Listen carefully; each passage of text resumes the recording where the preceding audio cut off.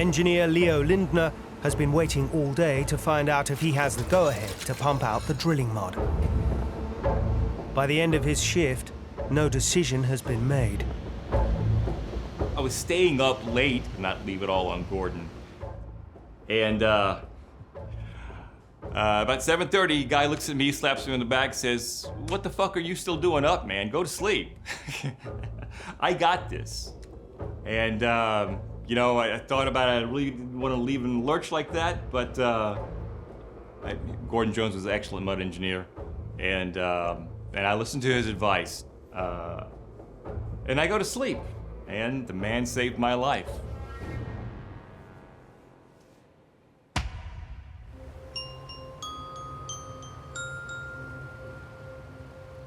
Around 8 p.m., Don Vidrine, who was the BP company man in charge of the well site, decided to go ahead and remove the drilling mud.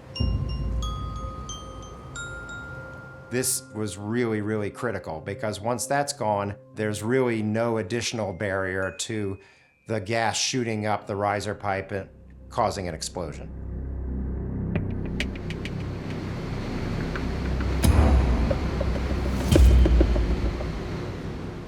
I went to the office to phone my wife because it was my first day back at work. At this point, I didn't have any concerns. The well was secure.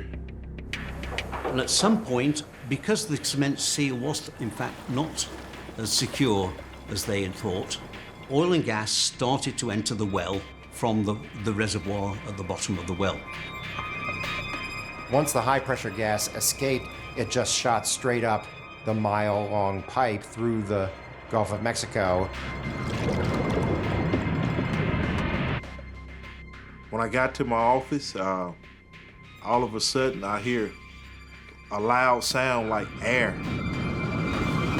It was like a 500-ton freight train coming up onto the drill floor.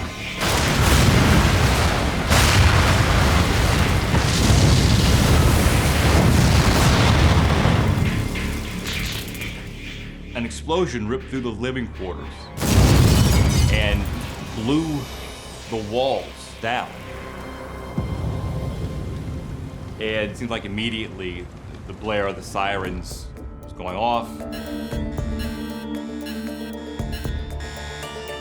And I jumped out of bed and in my underwear.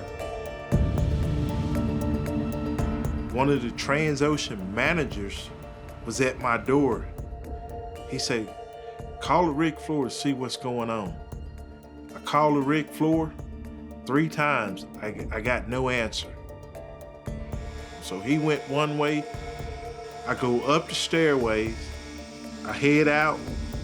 When I get to the starboard side of the vessel, I see an injured body there. He was deceased. The chief mate met me there and he said, "We need to get this guy." And I told him, I said, "No." I said, "We got to go." We had to leave him in order to save everybody else. Chris is in a race against time to reach the controls for the blowout preventer. This is an emergency shut-off device that sits on the sea floor and is attached to the pipe carrying oil to the surface. I'm in charge of the blowout preventer, which is the BOP. In the event of emergency, if oil and gas was gushing up the well, my job is to hit an emergency disconnect button that would secure the well and detach the rig from the well. I ran to the bridge. I went inside the bridge. I go to the BOP panel. Everything is flashing red lights.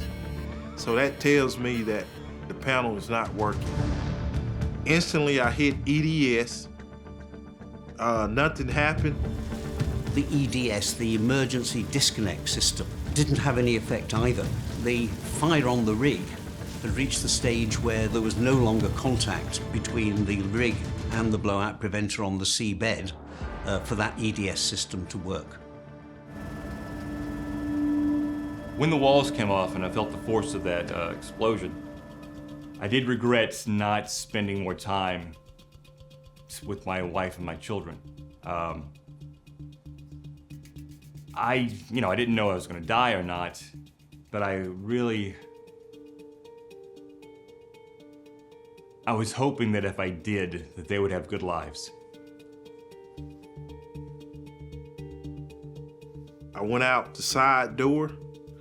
Once I got outside, that is the first time that I looked up and actually saw the ball of fire that was coming from the rig floor.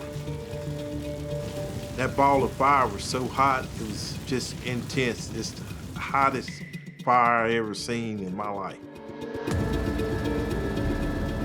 And that's when I feared for my life.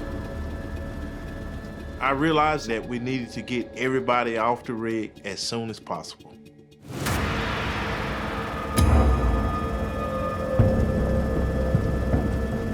Catastrophe has struck in the Gulf of Mexico.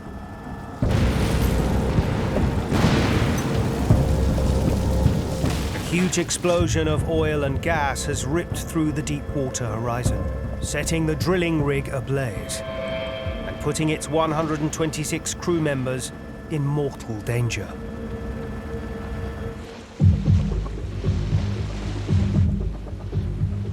As explosions reverberate into the night, 14 miles away, Bradley Shivers and two friends are fishing by another rig.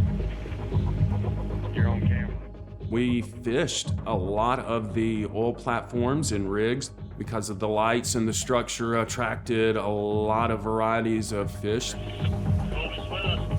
While we were doing that, a light caught my eye in the distance. And so we picked up my binoculars on the boat and started looking in the distance, and it looked like there was a oil rig that was on fire. And we could actually hear the major explosions of the rig. You could hear it rumbling across the ocean, and the lights would flicker and got a lot brighter. As the friends watch on, the boat radio crackles to life. Shortly after that is when we started hearing the Mayday signs, Mayday calls on the radio from Deepwater Horizon, Mayday, Mayday. The desperate cries for help have alerted the local Coast Guard. You know, the Gulf is a really busy place. You know, there's 35,000 people on any given day working out there. It's not every day that we have an explosion of this magnitude. It's very rare. And so this was a significant incident. You don't know the status of the crew. You don't know the status of the rig itself. I got it, video. We treat it as a serious search and rescue case. As we were hearing the Mayday calls, we were also in contact with the Coast Guard, and the Coast Guard asked us very nicely to please go help. And if you're a boat or a vessel and someone's in distress, you go help. On board the stricken rig, the captain has ordered all crew to abandon ship. So I put some clothes on, and we were told to go to the lifeboats. And it's not till then that I realized the rig was on fire. Everybody else was in the lifeboats. Once I got inside the lifeboat, everybody was freaking out. You know, let's get away from the rig as fast as we can. It was chaotic in the boat because everybody was looking for their friends and, you know, trying to figure out who was missing. Search and rescue choppers arrive, and the lifeboats head for the Damon Bankston. This huge workboat normally stores fluids and waste material from the Deepwater Horizon. But tonight, its cargo is the rig's desperate crew. We were very fortunate that evening to have a Bankston nearby the rig. And they were able to courageously stay close to this exploding rig and assist them in getting away from the platform that was on fire. I remember looking around the lifeboats and not seeing anyone from Gordon's crew. But thinking to myself, it's fine. They're gonna be on the other lifeboat, no doubt. So once we get to the workboat and, they take roll call, see who's missing and who's there. It's really then we understood how many guys were missing. And it was a gut-wrenching moment. There was a continued search for these 11 crew members that were unaccounted for. And that was really important to hold out hope that you might find somebody in the water. Yeah, it's the boat. They're bringing the mover back on board. Fisherman Bradley and his friends have completed their 14-mile journey. When we pulled up, people were still getting out of the water onto the Damon Bankston, and on the deck of the boat were yelling at us, "Hey, please go help, please search, there's people missing." So after we cast off to search for missing people, we pulled out and we would look for anything that could possibly look like a person. So we would pull in closer and closer to the rig because that's where most of the debris was. You could feel the heat and you could hear, many explosions on the rig, and it was so hot. I do remember we saw a strobe light it looked like it was on the other side of the rig. We saw it flashing several times. So we started going towards it and then it just disappeared. Was that someone? Was it just debris? Was it, could it have been someone? I don't think so, but I've always wondered what happened, with that light that we saw that night. It was a horrific scene, honestly.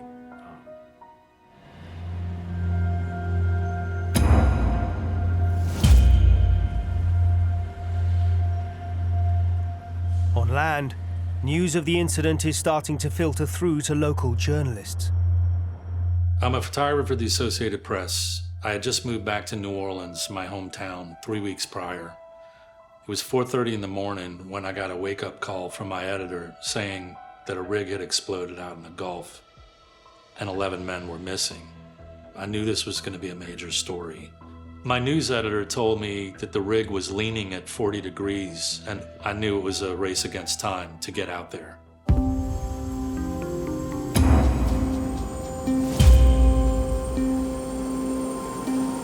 Gerald charters a helicopter to fly to the rig. 40 miles away, the scale of the disaster is becoming clear. Daylight breaks, you can see the sheen on the water.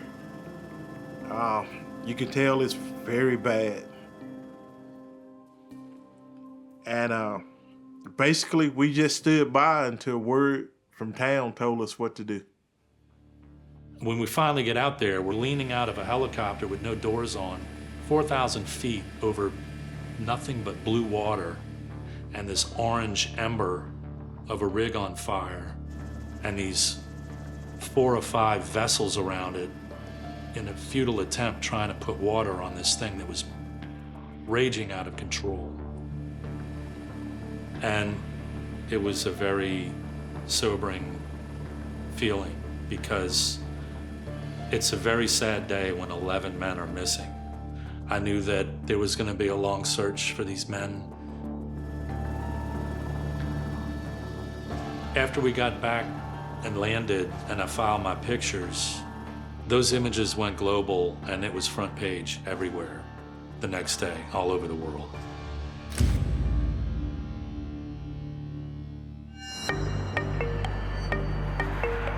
"8,000 miles away in Abu Dhabi, well-control specialist David Barnett is watching the disaster unfold on TV. The initial pictures that I saw, it was catastrophic, the worst offshore fire I'd ever seen in my 40 years in oil and gas. To my knowledge, there had never been a situation like this in deep water. David receives a call from BP's HQ in Houston. They urgently need him to assess whether oil is still escaping the well at the sea floor. I was asked how quickly could I make my way to Houston because they were assembling all of the expertise to formulate the response. So I booked a flight back to Houston and made my way to the BP office.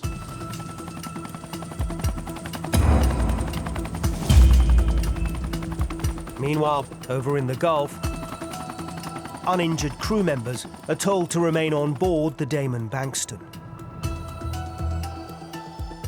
BP kept us out there for like a day, under the idea that they were the command boat. And I suspect they were trying to get the story straight. Like, how were they gonna present this catastrophe that was unfolding right before our eyes? Across America, families of the Deepwater Horizon's crew are desperately awaiting news. And in Baton Rouge, Louisiana, word reaches Gordon Jones's father, Keith. Gordon's wife, Michelle, called me to say that there was a fire on the Deepwater Horizon and that Gordon was unaccounted for, but that there was a boat coming back to shore that had 100 people on it, and that Gordon could be one of those. My wife, she's a teacher. She was getting ready for her day, and she flicks on the TV and she sees my rig on fire. And my company was great. They called her and they told her that I was okay. I was on the Damon Banks. Everyone in the family who was in Baton Rouge gathered, and we sat and waited together, minute by minute, watching events unfold on television, and waiting to find out if Gordon was among those men who was on the boat coming back to shore.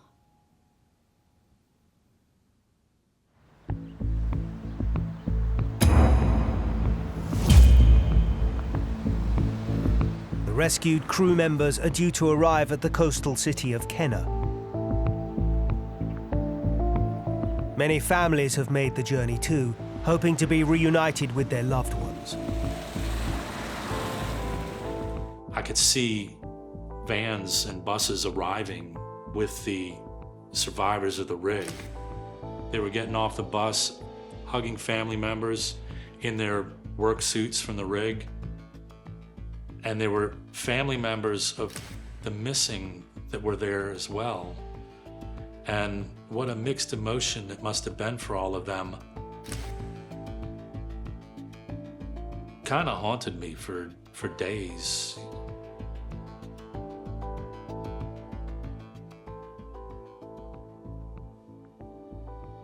Gordon's status had gone from unaccounted to missing. They had a list of the people on the boat, and Gordon's name wasn't on it. Once we knew that Gordon wasn't on that boat, that's when all hope was lost. You hold out all hope that there might be a survivor, but at some point you have to call off the search. We were thankful that 115 people had been saved, and we all mourned the 11 who were lost. Gordon is a great guy. We were pretty tight. And he was 10 hours away from getting on the helicopter home. And there's nothing more joyous once you're on that helicopter going home. And I know he was anticipating that, and he never got a chance to.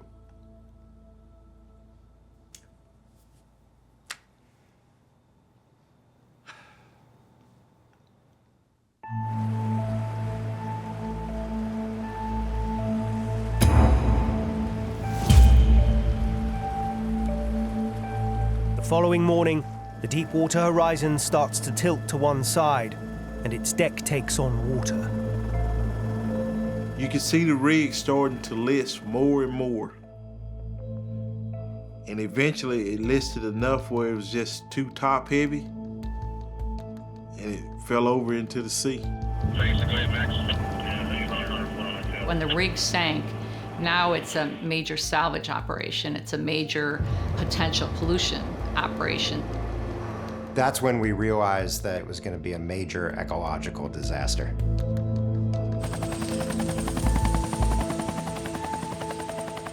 The Deepwater Horizon has suffered a massive explosion, killing 11. The rig has sunk to the bottom of the Gulf of Mexico, and in its wake, it's left behind a troubling oil slick.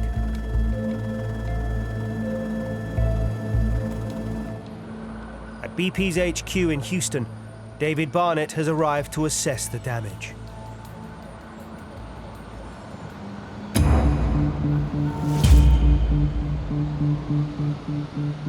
When I first arrived at BP, it was chaotic. We had about a dozen people working during the day, and then about 8 or 10 people that continued during the night. So it was a 24-hour operation of planning. The rig had just sank on the 22nd. We were able to deploy ROVs, which are kind of like underwater drones with cameras and lights. BP films the underwater operation and later releases some of its footage to the public. David's team sends the ROVs out hunting for leaks. They start with the riser pipe that connected the well to the rig. So in this case, because the water depth was 5,000 feet, this riser was 5,000 feet long. So when the rig collapsed, it did so in such a way that this riser was laid out across the seafloor, and it was kinked right at the top. So that's where we looked first, saw no flow. So we thought maybe something happened during the rig collapse that caused the well to shut in. The drone evidence suggests the well leak has sealed by itself. It's called a shut-in. Initially, we thought that we had dodged a bullet.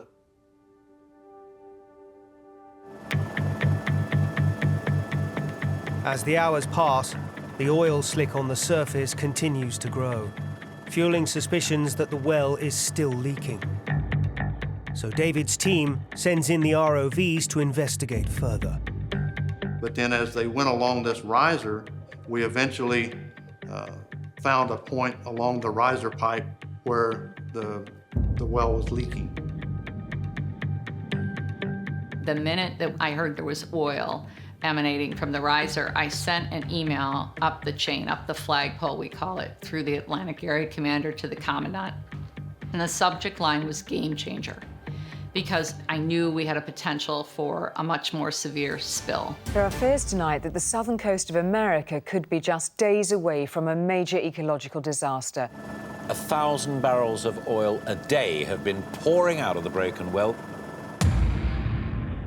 The undersea footage shows the extent of the problem. According to BP, 1,000 barrels, or 35,000 gallons of oil, is gushing into the Gulf each day. But government scientists don't agree with this estimate. So the NOAA scientific support coordinator came to me and he said, from what I'm seeing, we've definitely got a higher amount emanating than 1,000. So we went out with an unscheduled press conference that afternoon, and we basically announced that it was at least 5,000 barrels. BP has just briefed me on a new location of an additional breach in the riser of the deep underwater well.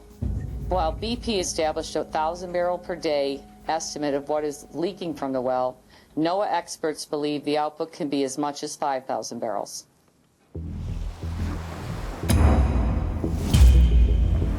100 miles from the spill site, oceanographer Monty Graham notices something strange in his hometown of Mobile, Alabama. I was going out to the front porch, and I could feel the rain feel. You could feel the rain was coming.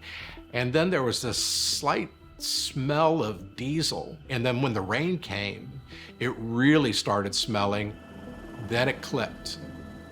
At that moment, even though I know I'm 100 miles from it, it was pretty clear that there was oil coming out in enough volume that we could pick it up in the rain.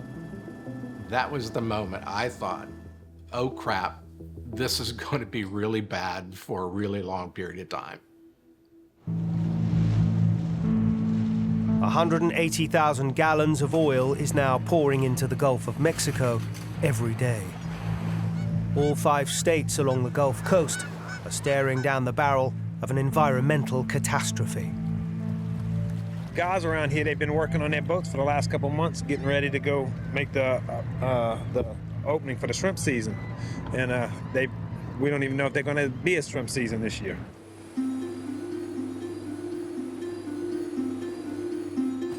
The Coast Guard is called into action again. Its job now is to contain the colossal oil spill. Because this spill was so massive in scale, we needed the whole of government. We needed federal, state, local, and we also needed international help. This was such a big spill. Mary Landry's team battles the slick by burning off oil at the surface and spraying chemical dispersants into the water. You're trying to protect precious ecosystem and precious shoreline. Particularly in Louisiana, there's a lot of really, really biodiverse and rich wetland and shoreline areas that we were very concerned about protecting. The oil dispersant is a controversial chemical called Corexit. It's toxic and is known to be a danger to the health of both humans and wildlife. It's always a trade-off. You don't want to put anything in the water, but you've already got oil in the water. And what's the impact to marine life, and what's the impact to the biodiversity in the water column? They were using dispersants in much higher quantities than had ever been used before. Those dispersants were not actually allowed in some other countries, including the UK. They were saying, no, it's perfectly safe, it's like dishwashing soap. And we were looking at provided information that suggested otherwise. The ocean has become toxic, and the government is forced to shut down the Louisiana fishing industry. It's a move that brings the local economy to its knees.